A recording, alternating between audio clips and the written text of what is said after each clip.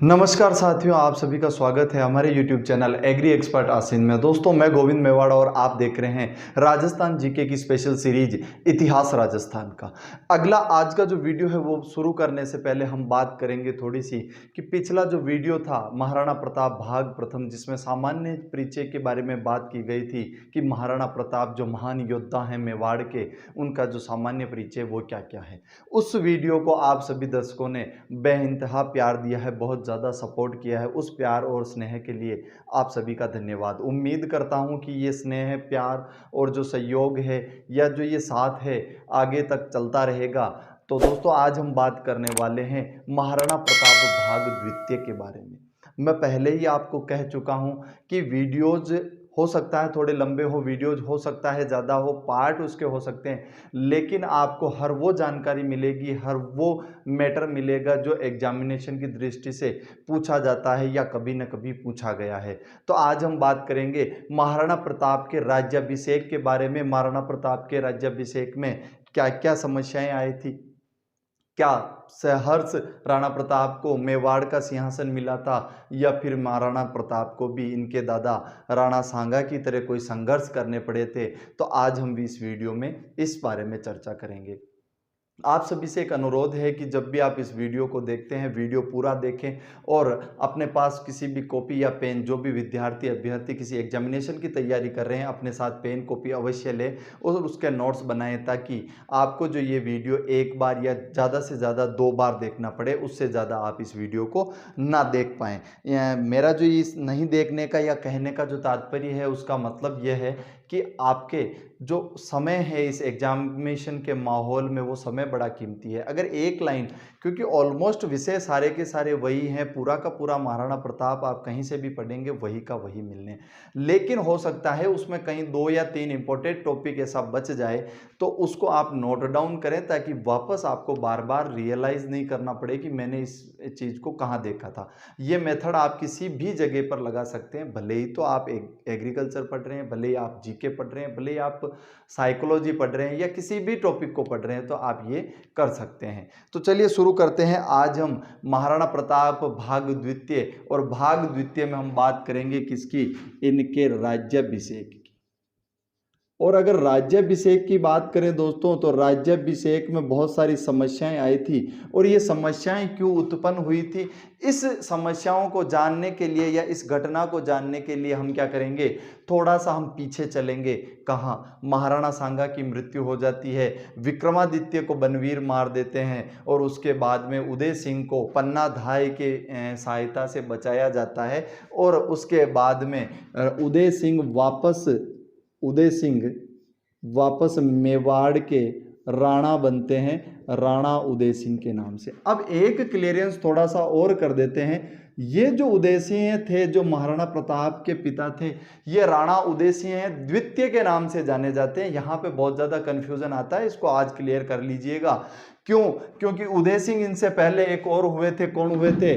वही तो हमने जो पढ़े थे, महाराणा कुंभा, और जो कुंभा के पुत्र हुए थे जिन्हें उदा कहा जाता था, और ये इनके पिता को मार के अपने आप स्वयं घोषित राजा बने थे। कुछ समय के लिए इन्हें उदय सिंह प्रथम के नाम से जाना जाता है। ये थोड़ा सा आप ध्यान रख लेना, उस दिन मैं भूल गया था कि अगर बात की जाए कि महाराणा प्रताप के पिता जो थे महाराणा उदय सिंह या राणा उदय सिंह, ये कौन से थे, तो राणा उदय सिंह द्वितीय के नाम से ये मशहूर थे। जब प्रथम कौन थे, कुंभा के जो पुत्र थे, जो मेवाड़ के प्रथम पितृहंता थे, वो उदय सिंह प्रथम के नाम से प्रसिद्ध थे। अब हम बात करते हैं अपने टॉपिक की कि महाराणा प्रताप के जो पिता हैं सन 1540 में कब बन गए राजा, 1540 में मेवाड़ के सिंहासन पर बैठते हैं। इन्हीं के कार्यकाल में सन 1567-68 का युद्ध होता है, जिसमें अकबर चित्तौड़ पर आक्रमण करता है और चित्तौड़ पर मुगल सेना का आधिपत्य हो जाता है। और यहीं इसी समय होता है मेवाड़ का तीसरा साका 1567-68 में। हम इसे अलग से और पढ़ेंगे, लेकिन मेवाड़ का जो तीसरा साका होता है वो कौन सा होता है, 67-68 के समय में होता है, जब राजा कौन थे, राणा उदय सिंह थे। अब यहां पर हम बात करेंगे, ये पूरा का पूरा हम बाद में पढ़ेंगे। जब 1567-68 में क्या हो गया, चित्तौड़ पर आधिपत्य हो गया, किसका, मुगलों का चित्तौड़ पर आधिपत्य हो गया, तो राणा उदय सिंह वहां से निकल जाते हैं युद्ध से के पूर्व ही, और कहां पर जाकर रहने लगते हैं, गोगुंदा में जाकर रहने लगते हैं। और इसी गोगुंदा नामक स्थान पर 28 फरवरी 1572 के दिन 28 फरवरी 1572 के दिन महाराणा उदय सिंह की मृत्यु हो जाती है। महाराणा उदय सिंह की क्या हो जाती है, मृत्यु हो जाती है। यानी जो इनका शासनकाल चला था वो कितना था, 1540 से लेके 1572 का था। हमारे जो बात करने का जो यहाँ पे कारण है वो ये है कि इनका जब ये कार्यकाल हुआ और इनकी मृत्यु कब हो गई, 1572 में हो गई। अब बात आई कि जब मृत्यु हो गई तो राज्याभिषेक होना है।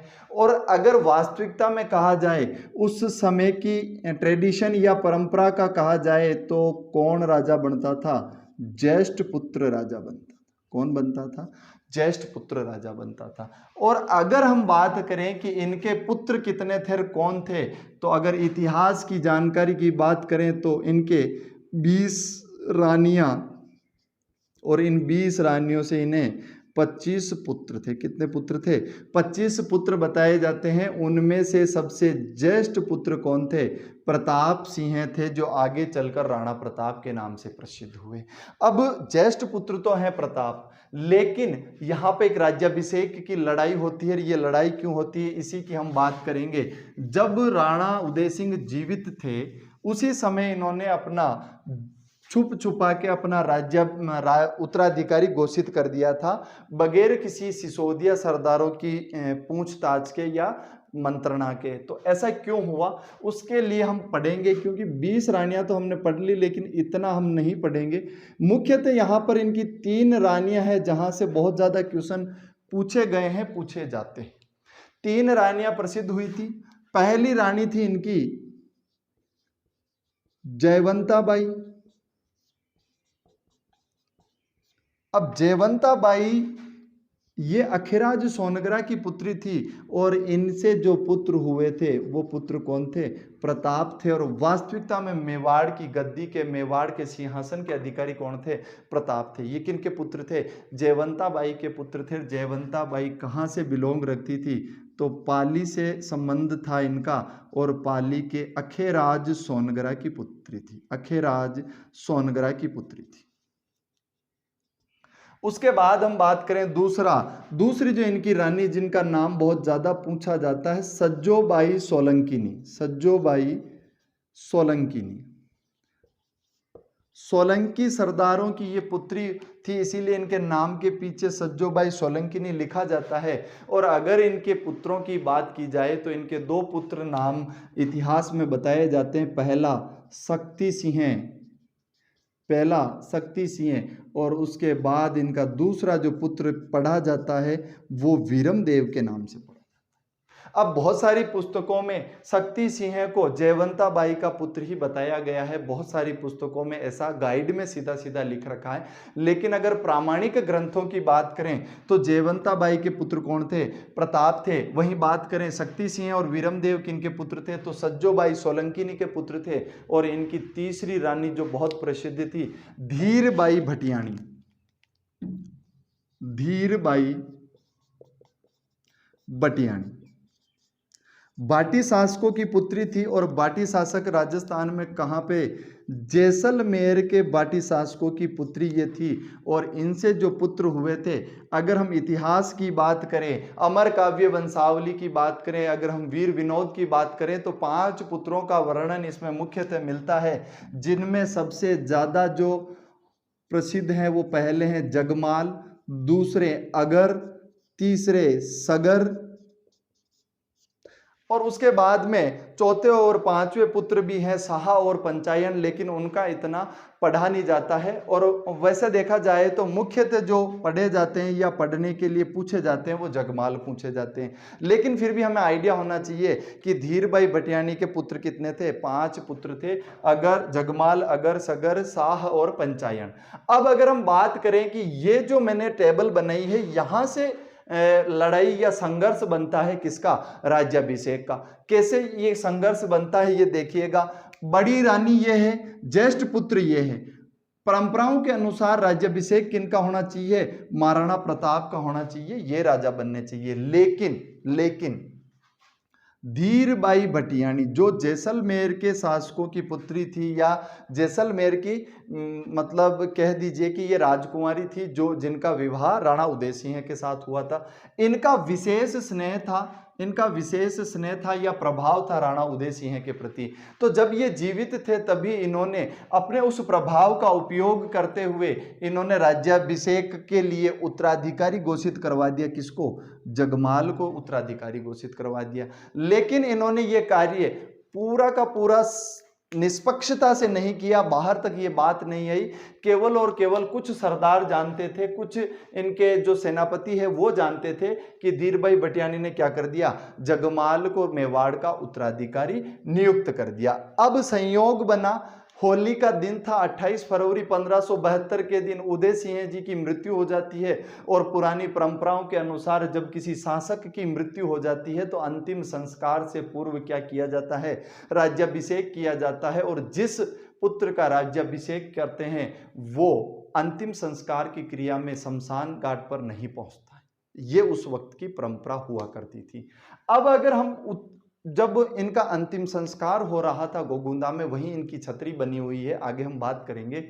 तो जब इनका अंतिम संस्कार हो रहा था तो वहां पे कुछ लोगों ने ये देखा, कौन कौन, ग्वालियर के तो रामशाह, उसके बाद प्रताप के जो ससुर थे रामरख पंवार, इनके जो नाना थे अकेराज सोनगरा, और जो कुछ मेवाड़ के सरदार थे, सिसोदिया सरदार थे, जो इनको चाहते थे राजा बनता हुआ या परंपरा नहीं तोड़ना चाहते थे।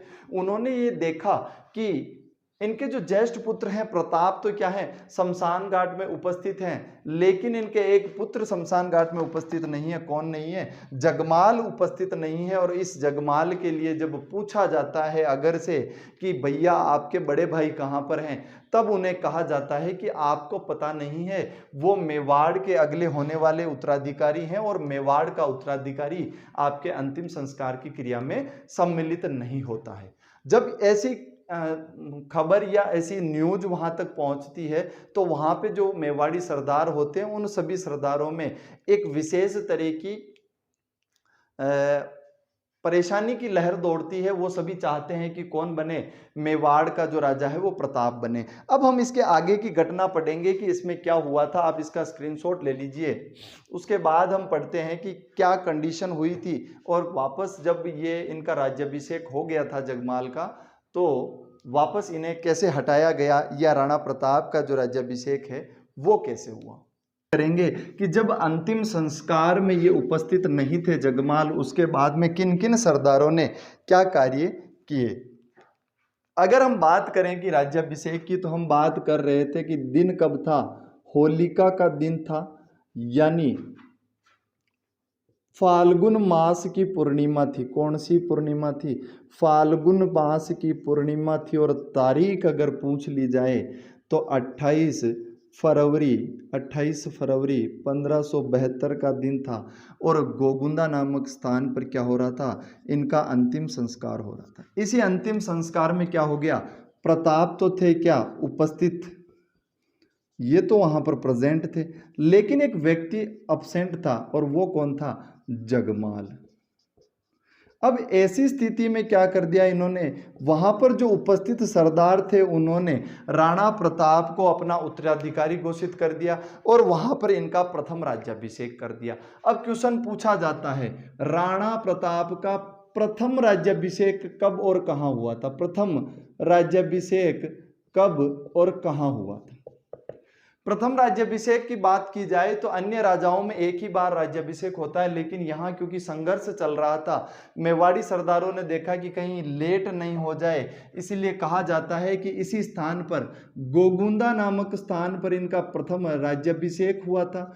कब हुआ था उसकी बात हम कर चुके हैं, 28 फरवरी 1572 को। और अगर बात कर ली जाए वीर विनोद की, हमने पिछले वीडियो में भी बात की थी, तो वीर विनोद के कवि राजा श्यामल दास कहते हैं ये एक दिन लेट हुआ था। कब हुआ था, 1 मार्च 1572 को हुआ था। इनका ये कहना है कि मृत्यु तो इसी दिन हो गई थी, लेकिन ये जो सारा घटनाक्रम चला है जगमाल को गद्दी पे बिठाने के बाद वापस हटाने का, उसमें एक दिन का समय जाया गया था।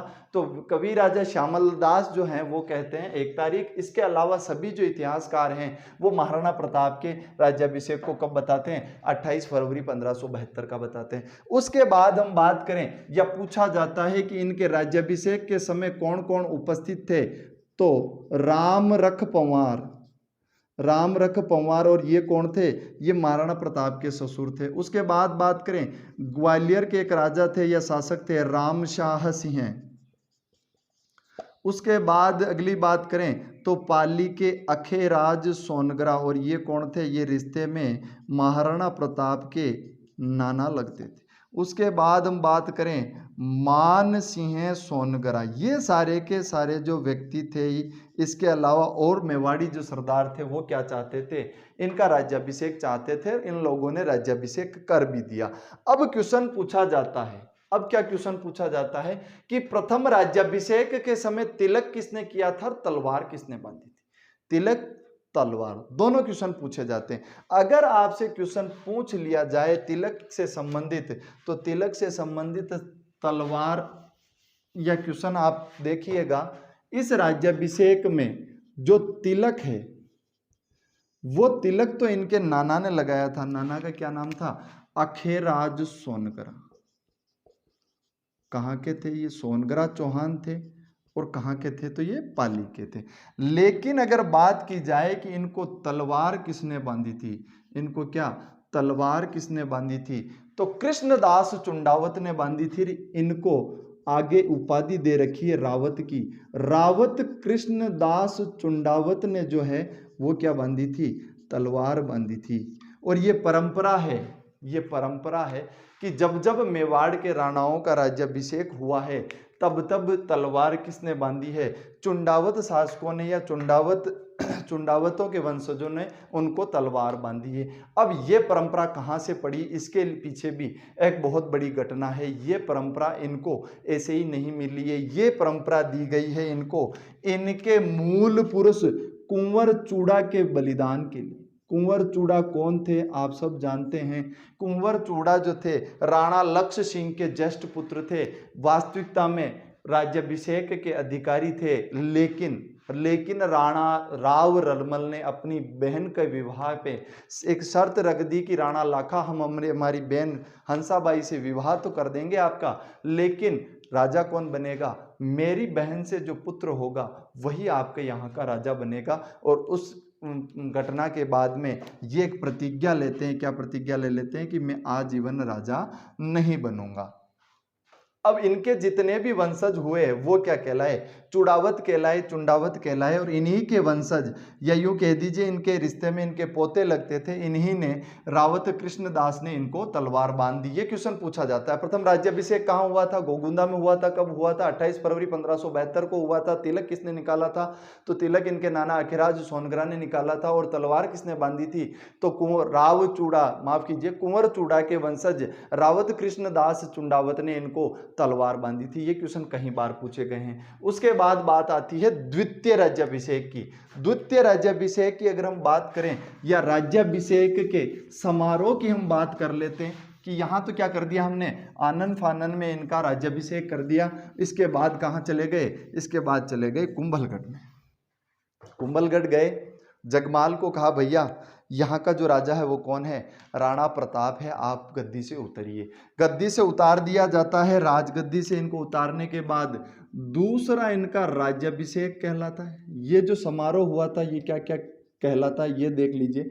इसे दूसरा राज्याभिषेक भी कहते हैं, इसको राज्याभिषेक समारोह भी कहते हैं, राज्याभिषेक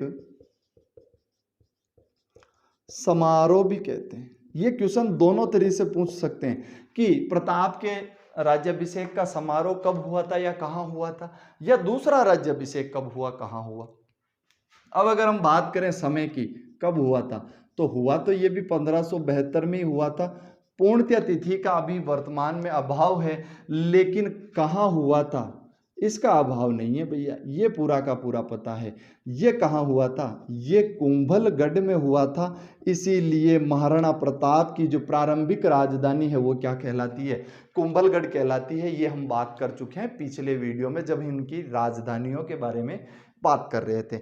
अब बात आती है कि ये जो राज्याभिषेक हुआ था या ये राज्याभिषेक का जो समारोह हुआ था, इस समारोह में क्वेश्चन पूछा जाता है मुख्य अतिथि कौन थे या इस समारोह में कौन उपस्थित थे? तो प्रताप के अग्रगामी, प्रताप के अग्रगामी, इन्हीं को कहा जाता है भूला बिसरा राजा।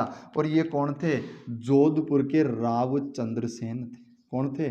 जोधपुर के रावचंद्र सेन थे, जो मेवाड़ में जिस तरह प्रताप ने कार्य किया था, मारवाड़ में वो के वो या वैसे के वैसे कार्य कौन कर रहे थे? रावचंद्र सेन कर रहे थे। लेकिन ये प्रताप के अग्रज थे, पहले ये कार्य कर चुके थे, इसीलिए इनको क्या कहा गया? महाराणा प्रताप का अग्रगामी कहा गया। या इनको मारवाड़ का प्रताप भी कहीं कहीं पुस्तकों में लिखा जाता है। अगर क्वेश्चन पूछ लिया जाए कि कुंभलगढ़ समारोह में कौन व्यक्ति उपस्थित था, तो मारवाड़ के रावचंद्र सेन यहां पर क्या थे? उपस्थित थे। अब ये हो गई इनकी बात की, क्या हो गया? इनका पूरा का पूरा इनका राज्याभिषेक हो गया।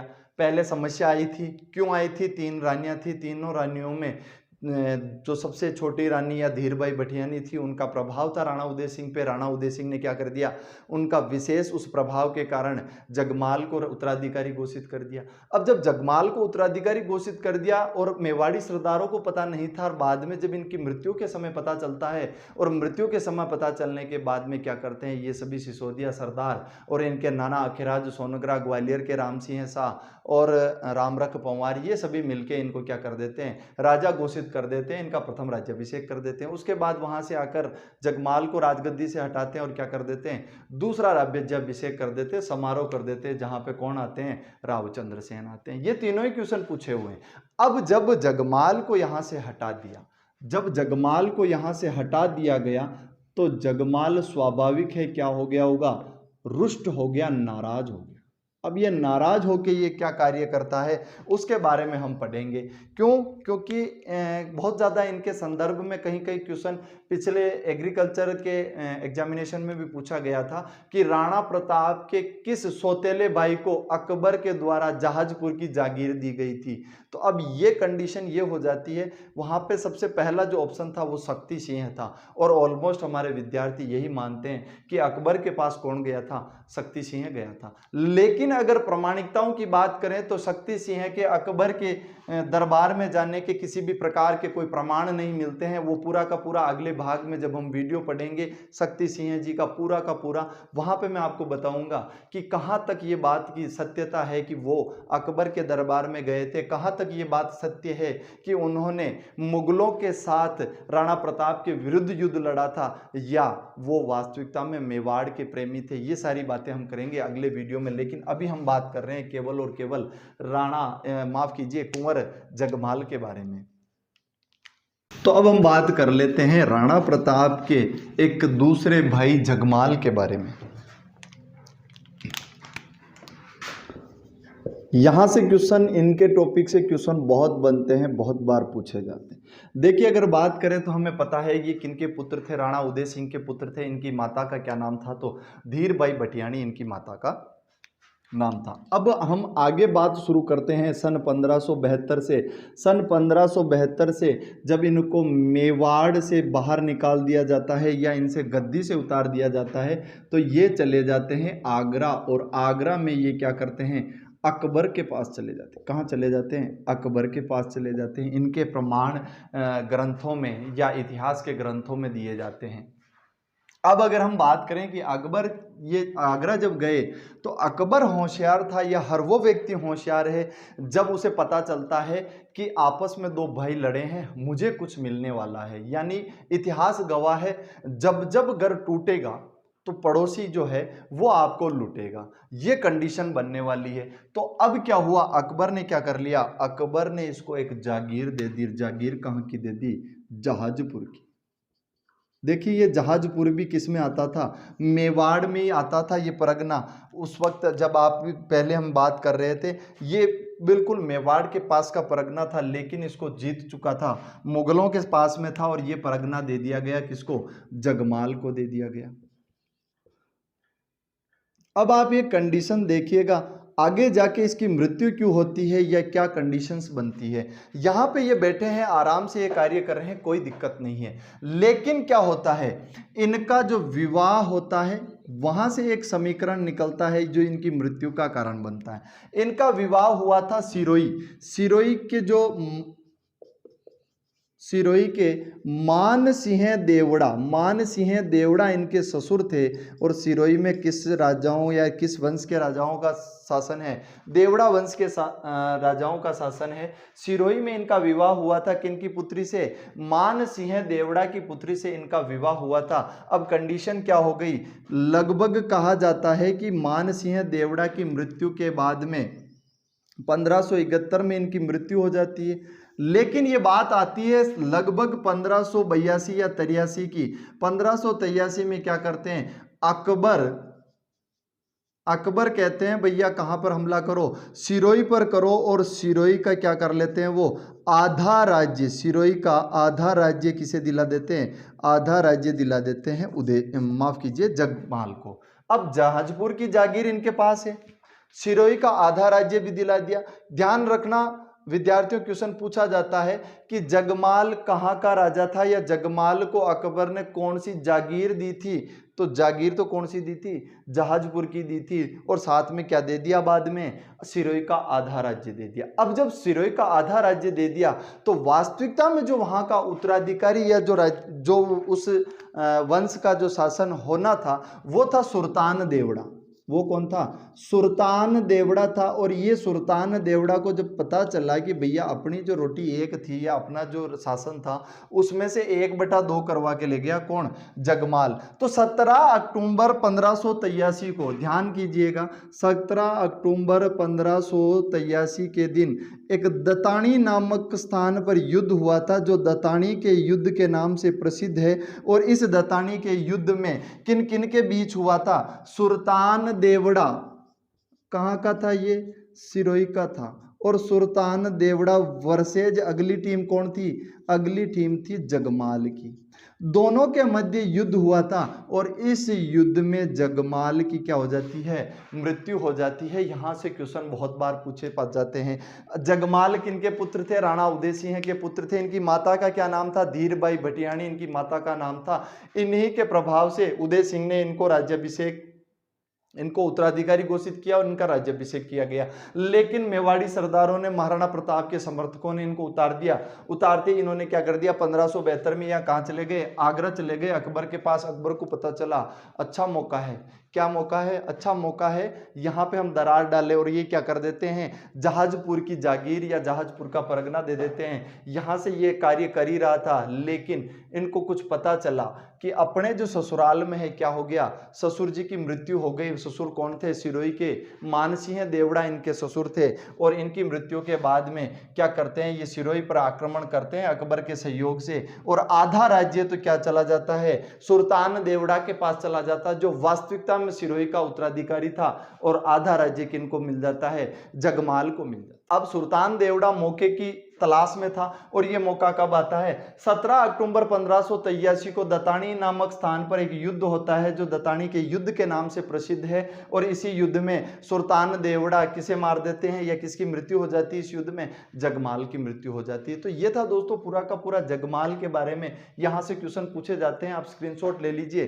तो यह था दोस्तों पूरा आज का जो वीडियो है, महाराणा प्रताप के राज्याभिषेक के समय आने वाली समस्याओं के बारे में, उनके राज्याभिषेक में होने वाले संघर्ष के बारे में, और उसके बाद इनके जो सौतेले भाई थे या इनके जो छोटे भाई थे धीरबाई भटियाणी के पुत्र जगमाल के बारे में, कि क्या उन्होंने उसके बाद जब राज्याभिषेक उनका हुआ, जब उन्हें गद्दी से हटा दिया गया, उसके बाद उन्होंने अकबर के साथ क्या क्या कार्य किए, इनकी मृत्यु कहाँ हुई। उम्मीद करता हूं दोस्तों ये वीडियो आपको पसंद आया होगा और एक अनुरोध है आप सभी से जो इस वीडियो को देख रहे हैं, अगर आपको ये वीडियो पसंद आता है तो ज़्यादा से ज़्यादा इसको शेयर करें, वीडियो को लाइक ज़रूर करें और अगर आप हमारे चैनल पर नए हैं तो चैनल को सब्सक्राइब ज़रूर करें, क्योंकि मैं रोज़ किसी न किसी टॉपिक पर इंटरेस्टिंग और रोचक जानकारी का लेकर आता हूँ, वो भी पूरा का पूरा आपके एग्ज़ाम पैटर्न के आधार पर, ताकि ज़्यादा से ज़्यादा क्वेश्चन आप सॉल्व कर सकें। और आपको, मुझे नहीं लगता कि हिस्ट्री को कहीं रटने की आवश्यकता है। अगर आप घटनाओं को जोड़ के रोचक तरीके से पढ़ते हैं तो अपने आप वो आपको